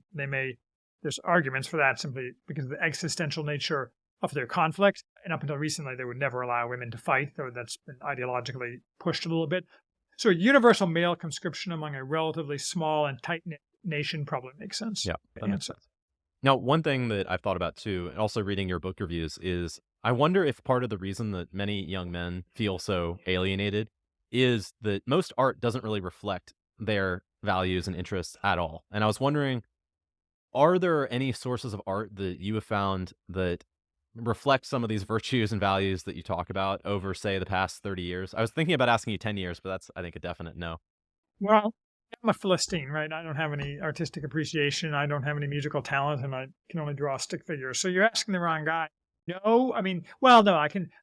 There's a Belgian, I think, sculpture, a guy named Fendus Villiers. I think he's on Twitter. You should check out his stuff. He does some really good. He's aligned. I don't know if he's right wing, but he has overlaps with right wing people and he interacts. He does a lot of stuff that's kind of, in some ways, he might resent this characterization. So, to me, is inspired by Italian futurism. Like I like Art Deco and Italian futurism and that kind of stuff. And I think there's a guy who's been doing AI generated art over the past couple months. I don't know his real name, but his entity is the Restoration Bureau 2030. I've seen these. So a lot. Yes. Some of these are really good. They're pretty cool. Are they art? Michelangelo's Pieta? Probably not. They I think for our purposes, they count as inspirational. So I think in general, the art world, of course, is extremely hostile to people of our views, and that's very unfortunate. I know there's people who are trying to change that. I think that's very difficult when all the sources of income are controlled. Mm-hmm. High art depends upon patronage, and when the patrons are all commissioning the kind of works that Epstein had in his apartment while he was murdered, then you don't have necessarily a money source for great artists to arise with the kind of art that we want. I'll be curious if so-called AI, we touched on this a bit by email, but AI art is, of course, not AI at all. It's statistically generated jobs. Nonetheless, it's interesting stuff. Whether something new with added human creative input could come out of that, potentially. That would obviously solve part of the patronage problem. So I don't know. I mean, there's all sorts of possibilities there. I do want to talk about AI next, but what about movies, books, TV shows, things like that? These are probably more common sources of media than, say, looking at sculptures or paintings nowadays. Anything that sticks out to you is at least not hyper feminized and leftist? Well, yeah, everything sucks. By default, everything sucks. So we're talking about the stuff that's, people are talking about Yellowstone, and Yellowstone's just terrible. I mean, Yellowstone just basically, everyone's a jerk, and it's basically left-wing, agitprop, not as bad as some. But I like The Expanse, the science fiction series. I mean, if you take out the fact that there are no women in the show, there's a bunch of people who look like women but just act like men. I mean, it's a common problem with modern science fiction. But if you pretend all the women are men as a kind of thematic thing, the show isn't bad. I like The Man in the High Castle, and science fiction-y kind of thing. Not perfect, not bad. Are these things great art or like going to remember it forever? No, but they're not bad, and I think you can tease out some relevant themes from it. But I got to say, I'm watching less and less TV and movies. I was on a long plane flight last week as American Airlines, and they offer using your device and Wi-Fi, you can watch like one of 150 or so movies. Not a single one held any appeal at all. I mean, part of it was because they were categorized in, Black ethno-narcissism, empowerment, those were the categories basically, LGBTQ, kind of stuff. I mean, actual movies, but even the ones that were kind of movies, it weren't even remotely appealing. And maybe that just means I'm getting old, but I think it mostly means the movies suck. No, I agree. I mean, I like movies. I used to like TV shows, but I can't say I've watched anything in a very, very long time that I enjoyed. I tried to, so I'm a Michael Crichton fan for various reasons, both from his fiction and his nonfiction. I think I shared one of his articles with you. Very, very interesting, very flawed human being, but a very, very interesting guy who was a very independent thinker. But I tried to watch that latest Jurassic World. And I mean, aside from all the kind of over the top CGI, it's also a difficult concept, I think, to iterate on once you've done it once. I think the first one was the best. Well, I mean, people point this out all the time. The definition of decadence is not that you have a bunch of orgies, but rather that you can't produce anything new. Yeah. And, that's a good example. Yeah, one thing I've thought about is this idea that nonfiction is kind of programming for human activity, right? So like just day-to-day activity. And then fiction is programming for, you could say, a heroic ideal or the future of like how you should act versus what you are doing. I went through a phase where I more or less only read nonfiction for a very long time. And then I started to get more into fiction, and I had to go to, say, Lord of the Rings, the Iliad, the Odyssey to find anything I really could relate to or enjoy at this point. Mm-hmm. I agree. I mean, like our children, a couple of years ago, our older children read some of the modern stuff from Scholastic, but 10 years ago, so we simply, when all the modern stuff went completely off the rails, I literally stripped every book and bought books from not just Tolkien, but books from the 1950s. Yep.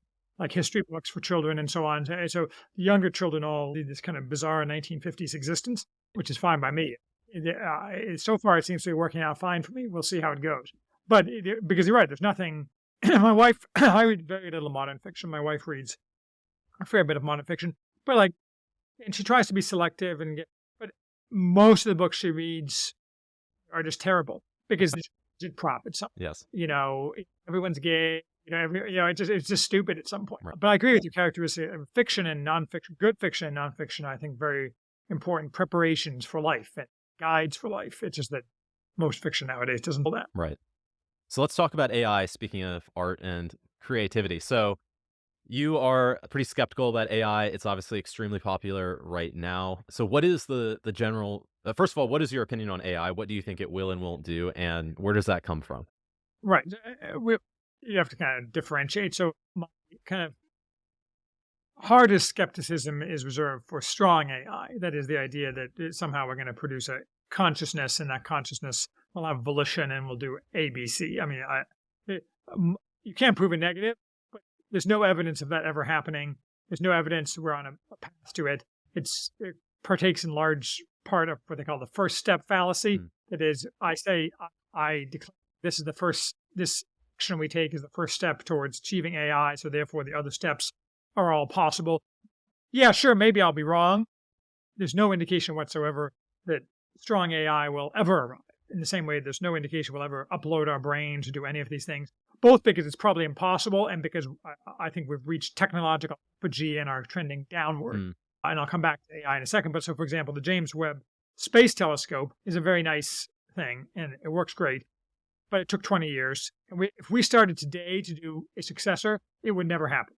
We just do. In the same way that NASA is trying to send a rocket back to the moon 60 years later, has forgotten a lot about how to do it. And its declared goal is to put blacks and women on the moon. It's just like, this is not a technologically advancing society.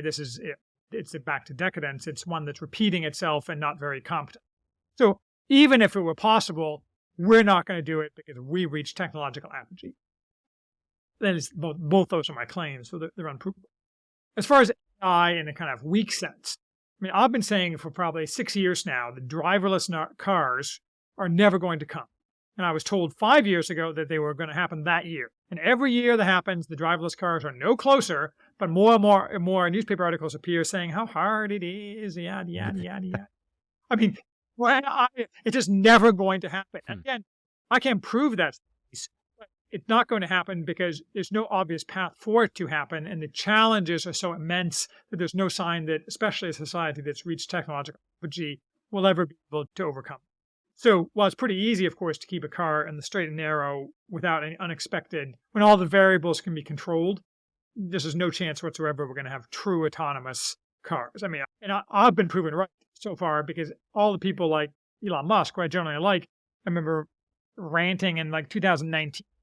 He said in 2019, it will happen this year that you can buy one of my cars, take it to work, have it earn money for you all day long, and have it pick you up at the end of the day and take you home. I'm like, this will not happen in 2019. It will never happen. Of course, Elon Musk is a little bit of a grifter, obviously. Again, I have great admiration for Musk, but he's a sales guy. Nonetheless, we're not going to have AI in the sense of driverless cars. And things like, Mid-Journey, art-generated so-called AI and ChatGPT aren't AI at all. They're statistical modeling based upon a series of inputs that does statistical association with certain of the inputs. I mean, it's actually pretty impressive. Probably more impressive than I would have admitted. I kind of find myself wanting to poo-poo it and still being impressed. So maybe that should say something that I'm softening my position. But it's not AI. It's just a bunch of statistical processing, which gives perception of AI. And they call it AI for a reason. So that's my opinion. But I mean, if you have a different opinion about why I'm so stupid, I'd be curious. No, I mean, one thing just off the top of my head before I forget is that it does raise a very interesting question. And this is something, I forget the man's name, but there was a guy who was talking about the legal ramifications of AI, because as you said, I mean, these people who, OpenAI and these other organizations, they admit that the data that they use to create the text and the images from these AI programs is open sourced from the internet. And where does the credit go for that, right? Where does that person who wrote that article that contributed that 0.1% to that AI generated article, how do they get their cut, basically? So that's an interesting legal problem that I have absolutely no solution to, but I find it interesting. Denied copyright protection to, at least in some countries, to AI-generated art for that reason, that it's not an original work, and so Right. and copyright protection is only available for original works. Yeah, so with AI, I guess one counter argument would be that, and I don't think this is a very good counter argument, but I feel like I need to raise it, is if you look at human-powered flight, so Simon Newcomb and Lord Kelvin, of course, a very famous scientist at the time, completely dismissed it as possible, I think like months or maybe a year before the Wright brothers finally did it. Is there any relevance to that situation, to what we're seeing now? Are we downplaying it too much? Could be. I mean, you'll only ask the very old me and older you in 50 years, and well, or maybe in 20 years, and we'll have an answer to that question. I think that there's no way to know. I think to your point about the generation, text and art generation, I think it does have significant social consequences because it exposes. One of the problems we have is elite overproduction and huge amounts of people existing in grossly overpaid jobs. And so my one viral Twitter thread I've ever had with 20 million impressions, my one about how Musk had already made Twitter profitable, which apparently is accurate. But there's huge amounts of people who do nothing jobs, and between Elon Musk firing them and ChatGPT replacing them, you are going to see societal consequences. I just regard the societal consequences as good. I think it's bad that, for example, that ChatGPT and these art things are ideologically, as James Poulos says, the bots have been catechized He's been saying this for years, so he's very predictive. It's bad that they're ideologically neutered, but that won't last forever. And anyway, the society is going to burn, and then whatever comes out the other side. I mean, that's not in and of itself catastrophic. I guess you could say 2 or 3 predictions about AI are, number one, that for people who are doing very low level knowledge work. So the example that popped into my head when I first thought of this was like the little instruction manuals that you get with furniture or little press releases, legal documents. I'm sure you've had a lot of experience with that. A lot of the stuff that is just boilerplate, you change a few variables. I could see AI doing a good job with that, right? Where it is just statistical, processing essentially. Sure. So that would be my first one. My second one would be that, and I'm curious what you think of this, that people who have, let's say, uncommon ideas about how society should be run and opinions in general will probably become more valuable and they'll get more exposure because, as you said, with decadence, with AI, it is neutered, it is censored, it is manipulated. And even, people fairly influential in the tech industry pointing this out, that people who have a different opinion that are not just reciting the same incantations they got from NPR or CNN or Fox News or wherever are going to stand out more, because if you see AI as producing more of this content, you will probably have more people who stand out who are not producing that kind of content. That's a good point. And I think that technology enables people to search for and find out that alternate content. That it doesn't really matter if chat GPT stuff is censored. If people want to find an alternative, technology enables that to be possible in a way that wasn't possible even 20 years ago. So that on balance, it favors people who are coming up with alternative narratives. If you want a fun exercise, I did this after reading one of your articles. I went into ChatGPT and asked it to list 5 counter arguments to the Enlightenment. And I made it a very softball question too. Hypothetically, if I was in a debate with somebody who was anti-Enlightenment, but surely I'm Enlightenment, a fan of the Enlightenment, what counter arguments would they bring up? And it just said, I disagree with your statement. The Enlightenment is great. Here's 5 reasons why it's great. And then if you ask it to come up with 5 reasons why the Enlightenment is great, it just gives you the same answers, more or less. Well, I mean, it's not surprising, but of course that will, as you say, result in it not being adopted for those purposes. Also note that it kind of, on a total non-political basis, it will make people who can provide knowledge that is impossible for it to generate very valuable. So I used to run a woodworking business, and I have asked ChatGPT various questions about how to do woodworking. But woodworking, like any kind of manual skill or trade, or even something like surgery, involves a huge amount of tacit knowledge. Right. So it can give you this, so if you ask ChatGPT how to build built-in bookcases, it will give you something that sounds right, but is in fact completely useless for the actual project of built-in bookcases. Anything that involves handwork or that's not strictly factual, leaving aside the question of the distortions of fact, it's worse than useless because it claims to be able to tell you, but in fact cannot tell you. I wonder if that'll also increase the value of skilled labor as well. If you have, as you said, a lot of these surplus elites who are just pushing pixels around on a screen for much of their day, and you replace that with some of these programs, I would assume that people who are, picking up garbage or installing Windows or whatever are going to be more valuable. I don't care. ChatGPT is not going to replace them. At any level, unskilled to skilled labor, ChatGPT is irrelevant. So my kind of ideal scenario is where all these shitlib overproduced elites get thrown out on the street between Elon Musk and ChatGPT. And then they start rioting, and then we can take care of them all. So, that's back to our earlier discussion. So we can get the party started because they'll be so angry. The loss of their midwit jobs to AI that they'll call social unrest, which the right person can take advantage of. Yeah, one of the interesting things so I have a friend who's very into AI, and I don't understand it well enough to mount a good counter argument. But one thing I would say, so he's an atheist, and reading Mere Christianity, I agree that I don't necessarily know that we all have a perfect moral compass, but I would say it rings true to me that even somebody like Vikings, you can say there are certain behavior patterns that are never rewarded throughout human history, like disloyalty. Even in Viking times, nobody liked a cheat or a snitch or a backstabber, right? Even you could say something like promiscuity. So people point to the Greeks and Alcibiades, people like that. And even at the time, it's not like people were celebrating him because of all the women he slept with. It was incidental. Charismatic scumbag, but not someone you wanted to hold up to your children as a moral model. Right, even at the time. And that's the interesting thing, because people will try to point to, the morality of the Roman times is completely different. And of course, it was in important ways, in many ways superior probably. But I agree with C.S. Lewis's point that there does seem to be some vague moral framework. And the more the more you broaden your perspective on different cultures, the more things you have to remove that are consistent with all of them. But, loyalty, bravery, I don't know any culture where cowardice is rewarded or celebrated, things like that. But if you take something, the question that he raises in the beginning of the book is, where does this thing come from? If we all tacitly agree, basically, that this is how people act, his answer, of course, is God. That's where it comes from. And if you believe that, even if you take kind of a moralistic therapeutic deism perspective about it, it seems like it would be impossible for AI to replicate that because it is fundamentally downstream of whatever that thing is.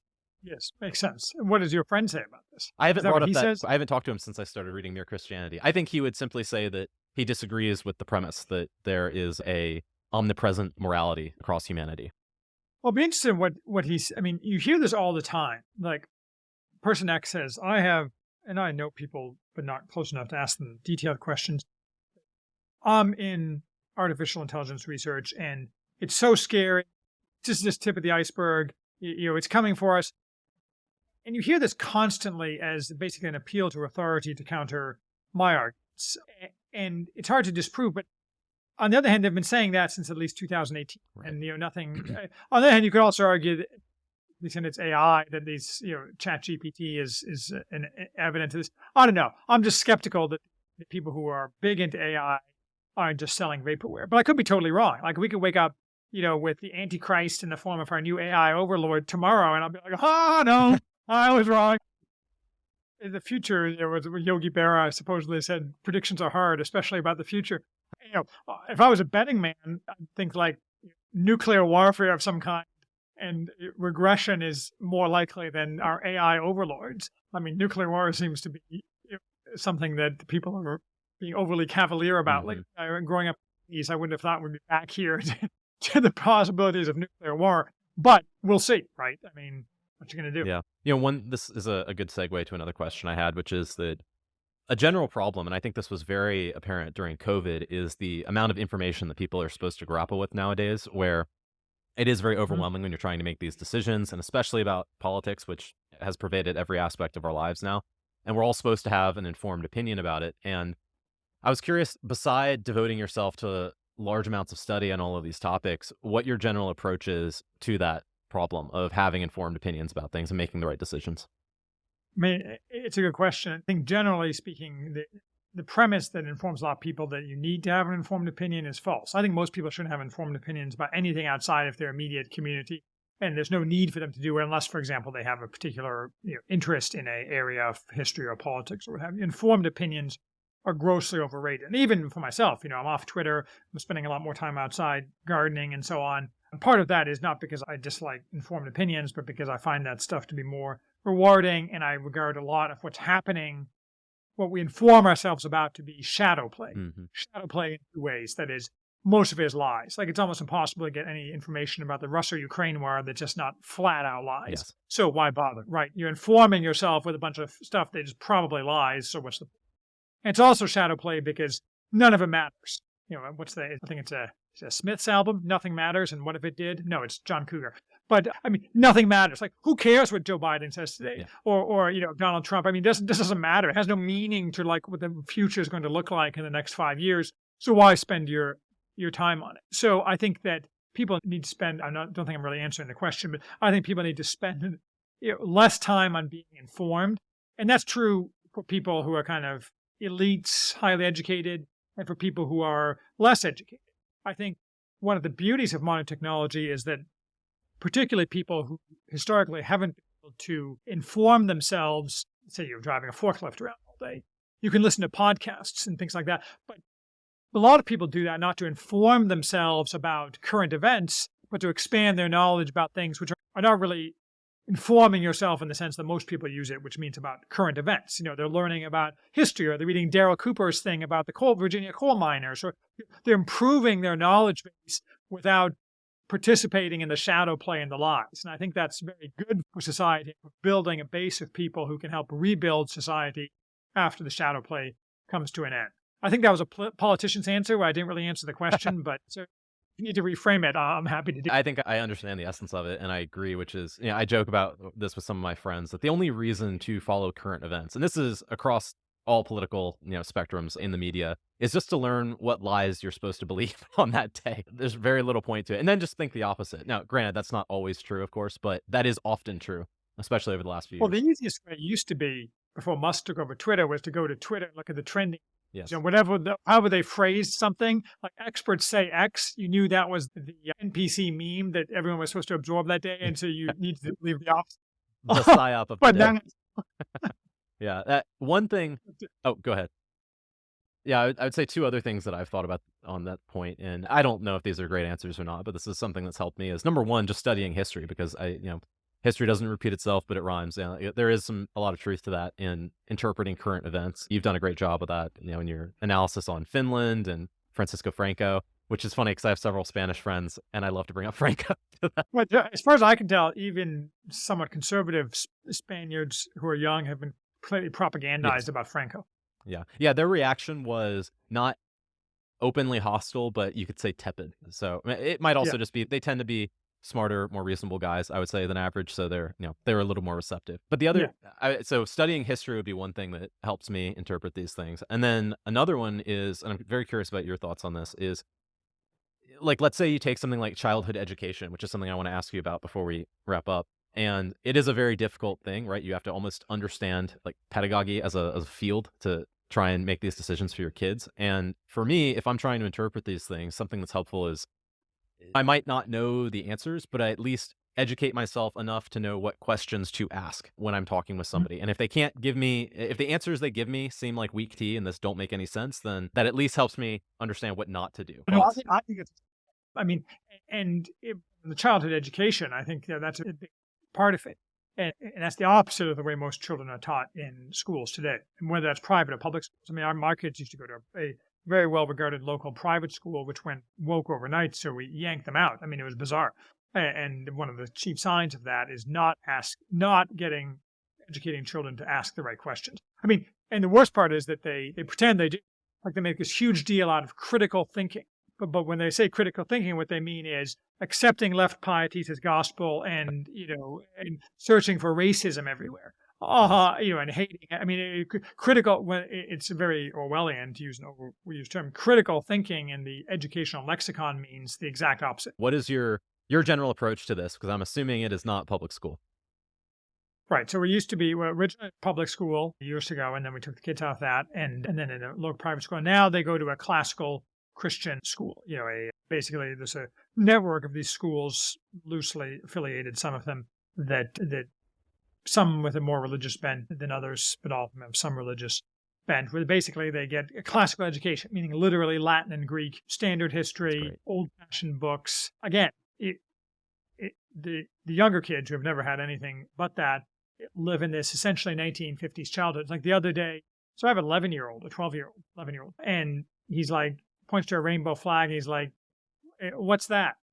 And I'm like, and that's a leftist flag, because they know leftists are bad, and they're politically aware in an 11, probably excessively politically aware in an 11-year-old way, but they know that Francisco Franco is great. But to them, like, the rainbow flag is, and they've talked among themselves, it's a generic symbol of hated leftism. They have no idea of its connotations of sexual immorality and various forms of perversion. They're just not exposed to that. Period. They will at some point, because unfortunately you can't escape it. But for at least a couple of years, they're just going to associate it with leftism bad and not inquire any further into it. So that's a product of school where no one's going to contradict them. Even there, it's overly feminized. All education now for little boys is, be a good little girl, sit in rows, don't make noise. But, it's as good as it can be. And they compensate. These are little boys. There's two of them. And they're very aggressive. We also have a little girl, and she's very little girlish. So the schools are perfect. So my recommendation, and this is not a new recommendation to people for education for children, is these classical Christian schools is the way to. There's probably classical analogs. If you, like, we had Jewish friend who looked into it, but they're like, man, I just can't do this because, it's like so. Okay, fine. But there may or may not be analogs in some places that are either secular but still classical. I think there are some attempts to do that, or in line with your faith tradition to sound kind of smarmy. Right. Well, before we wrap up, I know you have to go, but I wanted to hit you with a few rapid fire questions that I thought would be fun. So Number one, if you were arrested with no explanation, what would your family and friends assume you had done? Tried to overthrow the government. Good one. If there were one person from history who you could bring back from the dead, who would it be? Napoleon. Interesting. Why him and not, say, Franco or Augustus or one of these other guys? Well, Augustus is too alien to our world. I did give him some thought. And Franco is a man of a specific time and place. And Franco himself would have had no interest in saying something about how the broader world should be run. He's a Spaniard. Spain was his thing. If you asked Franco to run Germany, he'd be like, "What the hell are you talking about? I'm not running Germany. That's Hitler's job." We're on now. Lasted Hitler, obviously. But so yeah, I think Napoleon would be the most interesting. And so in terms of like world historical figures, he's the most interesting. He was extremely highly educated, an autodidact, and for example, he had opinions on. In one of my recent reviews, I was talking about Napoleon's opinion. The author talked about it. I didn't dig it out, but Napoleon's opinion written on Saint Helena about the civil war between Julius Caesar and Pompey and who should have won and the kind of thing. So he knew a lot of stuff about a lot of stuff. And so Napoleon was an interesting guy. Good point. And then last one is favorite firearm in general and for recreational shooting. So for carry, I carry a Glock 43X, so a bit more in the magazine. It's about sized right for my hands, which are not huge. Like for some people, it's too small a gun. Recreational shooting, typically an AR platform. I don't like heavy recoil guns. I have kind of weak retina, so I don't like heavy recoil guns. I own a Barrett, but I've never shot it. I'm afraid of it. And I'm thinking I've actually have an application in for a silencer to amuse myself with some plinking kind of stuff. I don't shoot as much as I should, but I'm good with all common platforms. I can operate with some degree of skill. I think, to me, guns are like tools. Purpose for every tool and a tool for every purpose. I don't want to collect like Japanese World War II rifles. I want Glocks, ARs, things that they're hammers and saws and things like that for every person. Right. I think once you get a silencer, you will want to get one for every gun. That's been my experience. I don't like shooting without a suppressor. What's your favorite platform? Probably a 300 Blackout AR platform. So slightly, it's just a 5.56 that's been necked up to a 30 caliber. I actually just ordered they're hard to get, so I had to get an FFL transfer, 300 Blackout bolt gun, a Ruger American rifle, because we have a bunch of coyotes. And I mean, that as silent as it gets to not annoy the neighbors. Yep. Yeah. Q silencers, I'm a big fan of as well. I don't know if you've come across them. I have.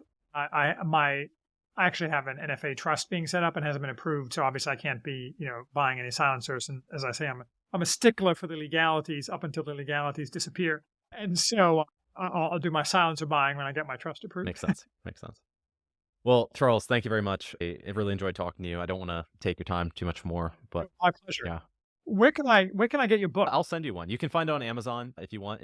I'll buy it on Amazon because I think everyone should support. I mean, you'll get like 50 cents or something, I'm sure, but you can send me a link. I would appreciate it. Yeah, I will. Thank you. Amazon actually banned me from advertising it, so I appreciate it. Oh, really? Yeah. Boo. Yeah. But I feel like that's a sign. That's a green flag. I'm on the right track, I think. What's the book? The Second Amendment Manifesto. It's under a pen name, too. I have that. Really? We corresponded. I bought it at the time. Yeah, I have it over here. Yeah, so I just got confused earlier. Oh, okay. So that's my own fault for getting confused for who my correspondent was. But it's over there in my books to be cataloged. No problem. Pile, yeah. So I'm curious what you think. Yes, that'd be excellent. Awesome. Well, I really enjoyed this. I mean, these were some, I think, stimulating discussions. With a bit. I mean, I do podcasts a month. I've cut them back for Lent. And I found this to be a cut above, shall we say. Thank you. So, yeah, I mean, I prepared, but it was not too difficult just because I have been mainlining a lot of your content. So I just kept writing down questions. Have a great day. See ya. Talk to you soon. Bye. I hope you enjoyed this interview. You can find links to everything mentioned in this episode in the description. If you'd like to read or listen to Charles's ideas, check out his website, theworthyhouse.com, and his podcast of the same name. If you'd like to support this show, consider buying a copy of my book, The Second Amendment Manifesto: What Every American Should Know About Their Constitutional Right to Own Guns, which I published under a pen name, John Payne. If you're curious where the Second Amendment comes from and what it means for both the present and future of America, You'll like it. You can find it by searching for the Second Amendment Manifesto on Amazon or by going to secondamendmentmanifesto.com, which will redirect you to the Amazon listing. Thank you for listening.